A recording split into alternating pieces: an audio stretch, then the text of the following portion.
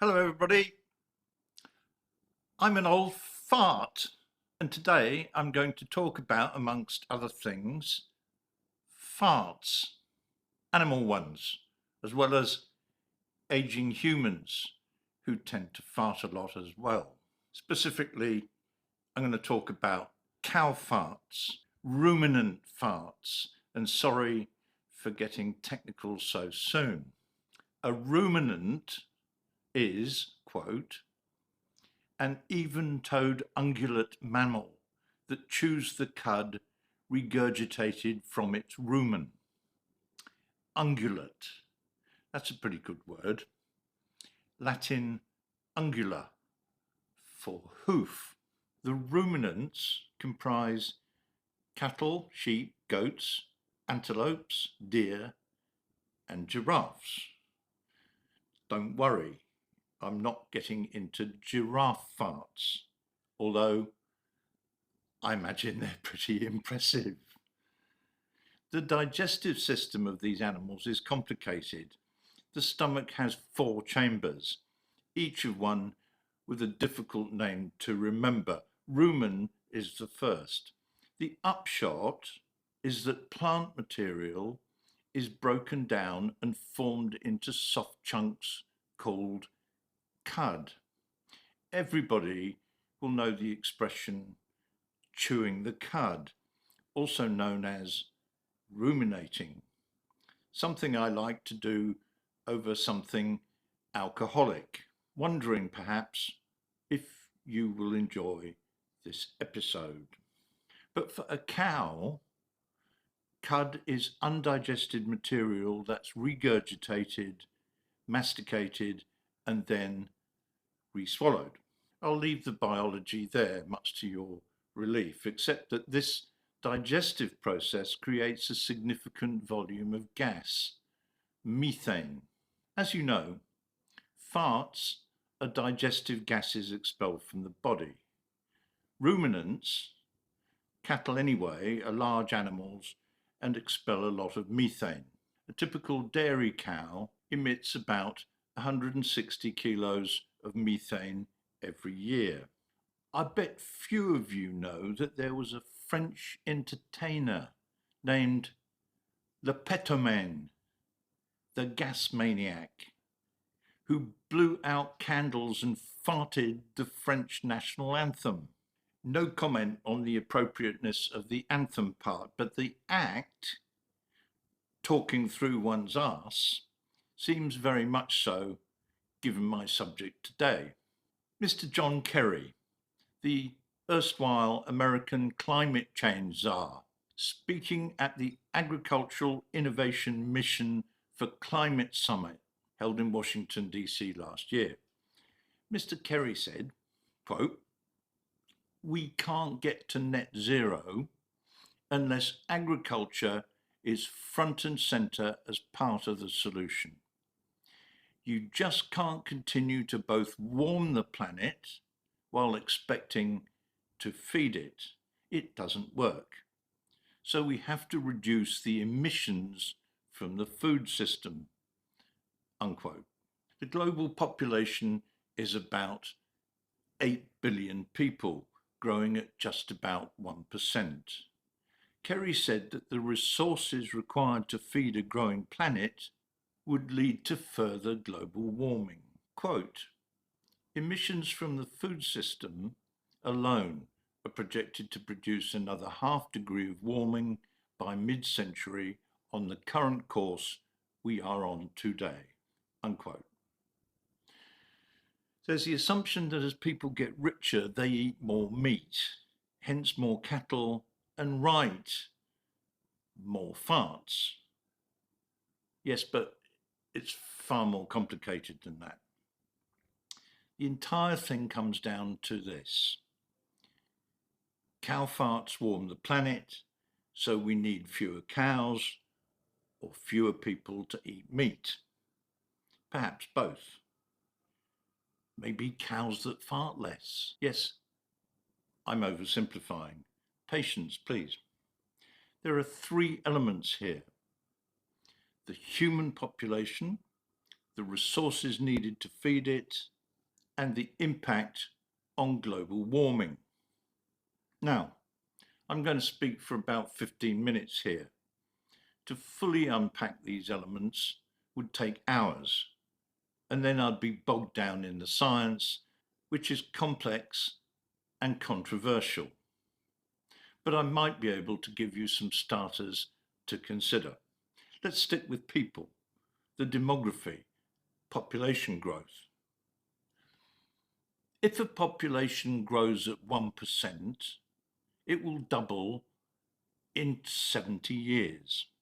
That's just a function of exponential arithmetic, nothing else.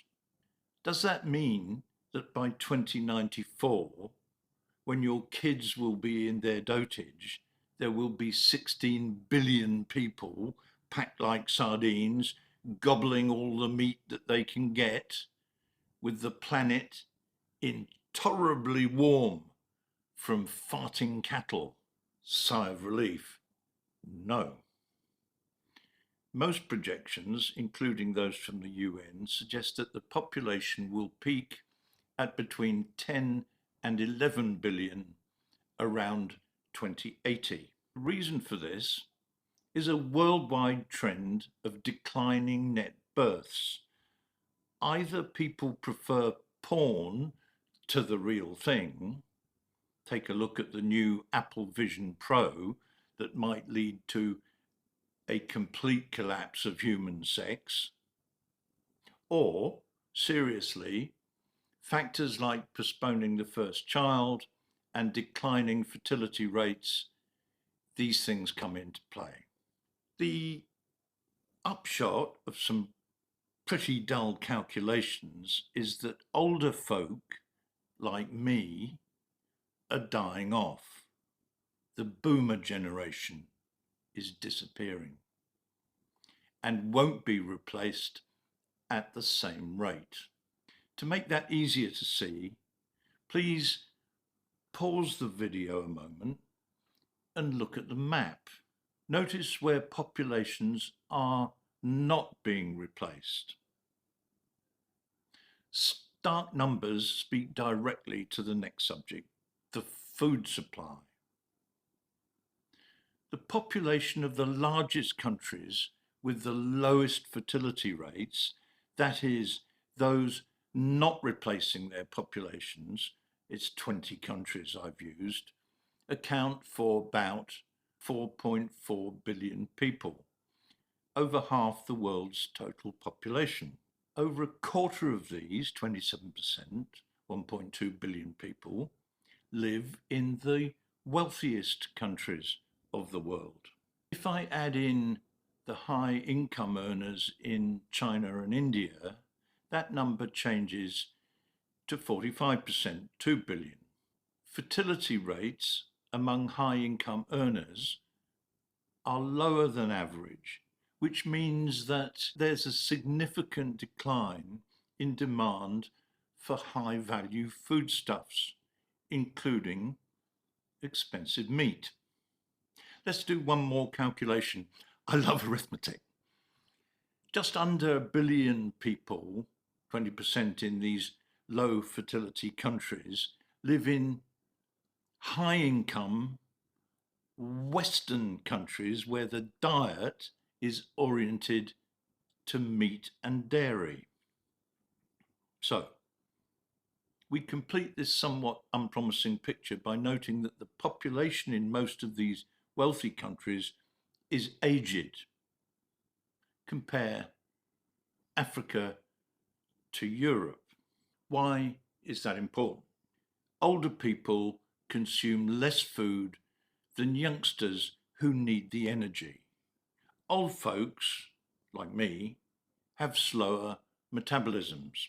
As a young fellow, I'd eat a high-calorie meal based on meat and potatoes, well over 3,000 calories a day. Now, aged over 70, I live on eggs, rice, veggies, and a small amount of fish.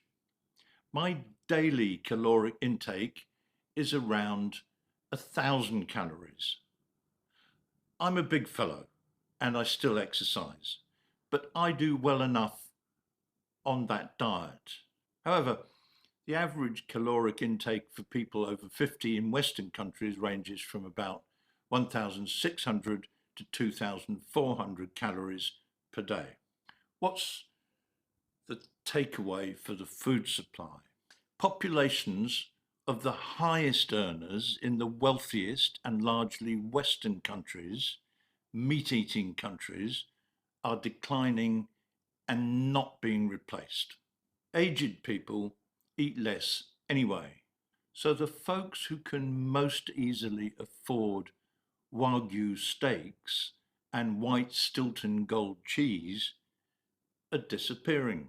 Like me, those who remain and are conscious about cholesterol and heart disease change their diets significantly. Of course, there's another side to this coin.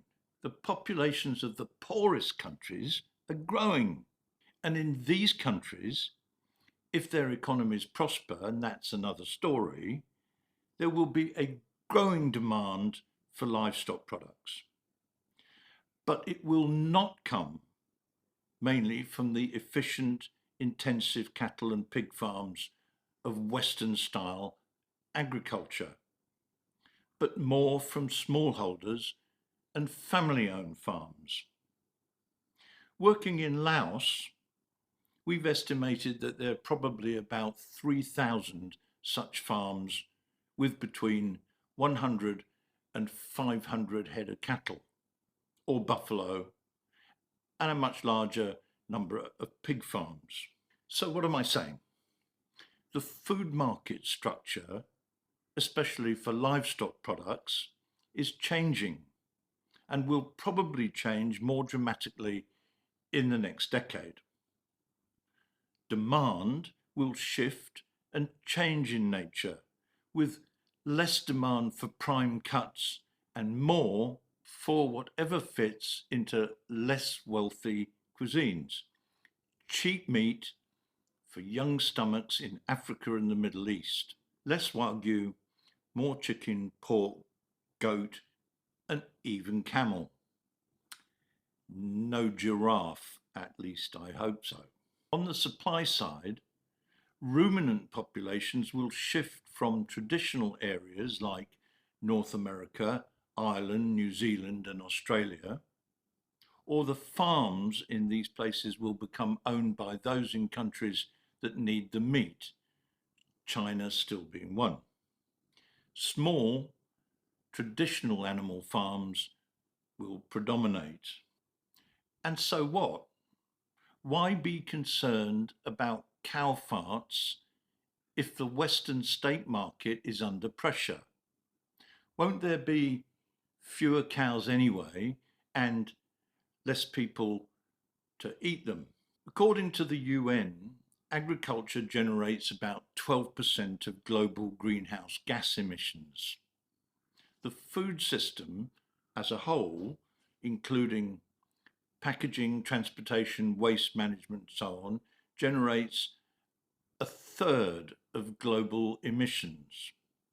Quote, dairy and beef cattle, the world's most numerous ruminants, belch out about 100 teragrams of methane annually.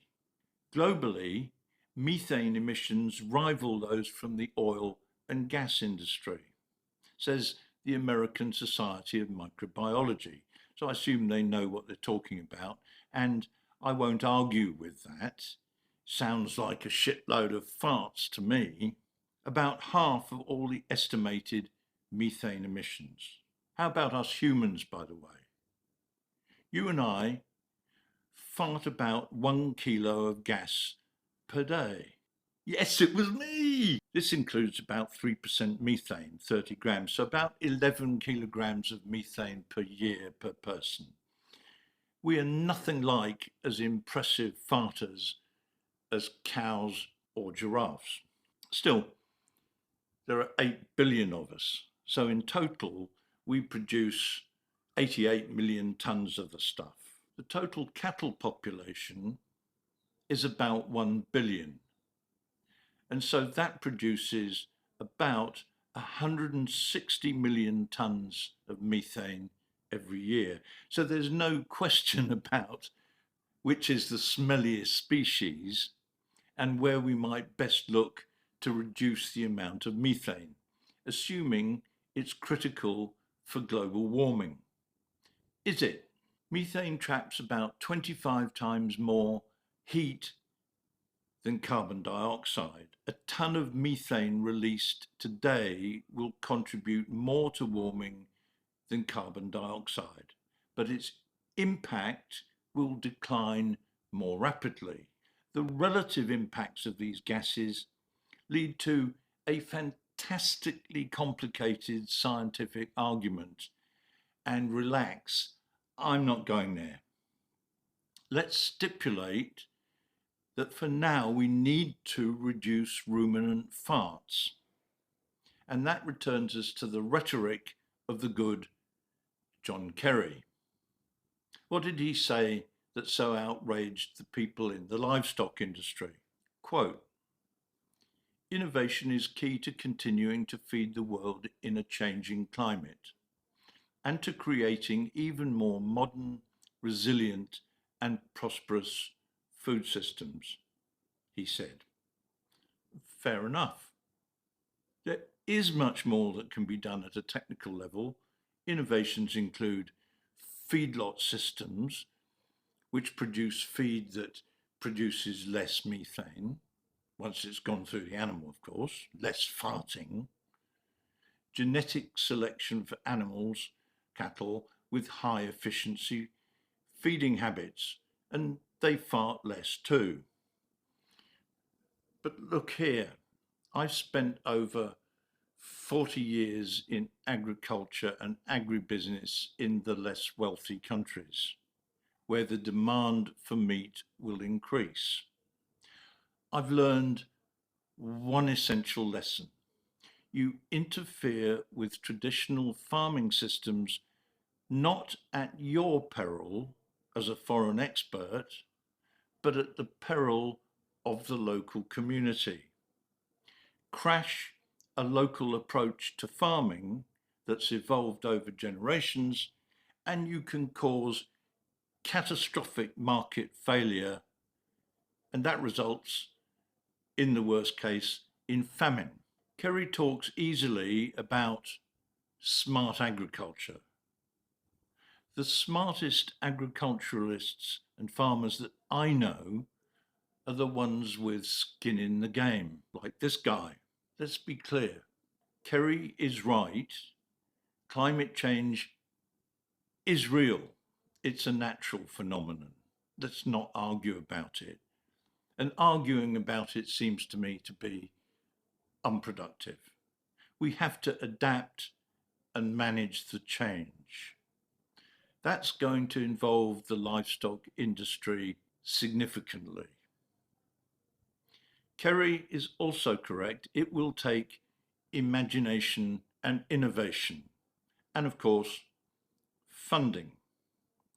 But please, let's listen to those most likely to be affected, the farmers in the developing countries, because most of what else that's said is so much hot air. If you'd like to talk more about this subject, please let me know. And please hit like and subscribe. Thanks for listening. See you next time.